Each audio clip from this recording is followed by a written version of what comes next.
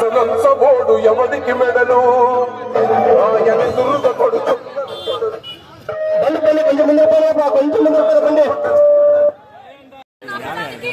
మేము ప్రజాక్షేమం చేస్తే పొద్దున్న నుంచి అడ్డంకులు చెప్తున్నారు కూటమి ప్రభుత్వం వాళ్ళు.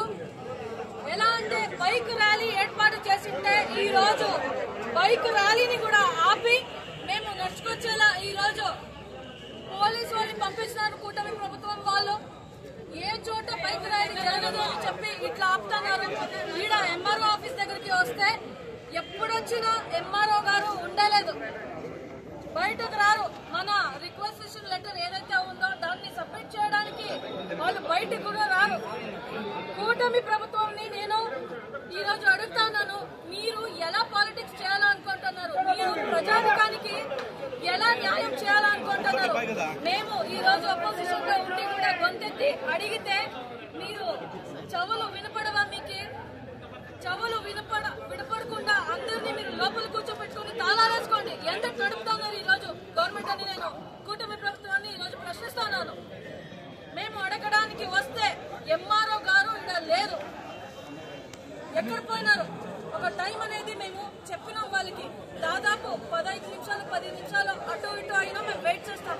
ఇంతసేపు అయినా మేము ఆల్మోస్ట్ అరగంట నుంచి ఇక్కడ ఉన్నాం. ఇంతసేపు అయినా ఎంఆర్ఓ గారు ఇక్కడ లేదు. ఇది ఈ రోజు కూటమి పాలన, చంద్రబాబు నాయుడు పాలన. మనము ఎక్కడ ఏ రోజు ర్యాలీ చేసినా కూడా ఇక్కడ సంబంధిత అధికారులు ఎప్పుడూ లేకుండా మనల్ని అవమానిస్తున్నారని చెప్పేసి సందర్భంగా తెలియజేస్తున్నా. ఈ రోజు ఖచ్చితంగా ఎంఆర్ఓ వచ్చేసి అతనే వచ్చి రెఫరెండం తీసుకోవాలని చెప్పేసి దీనికి తగ్గట్టుగా మనం ఇప్పుడు అంతా వెళ్లేసి రోడ్డు బ్లాక్ చేయాలని చెప్పేసి అందరినీ కోరుతున్నాను.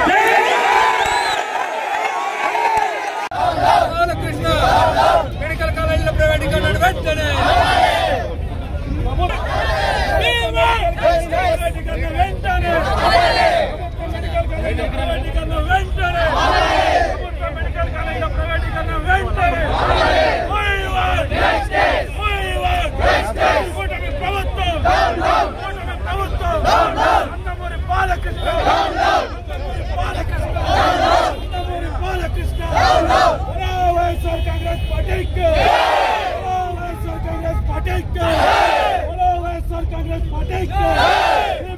నాయకత్వం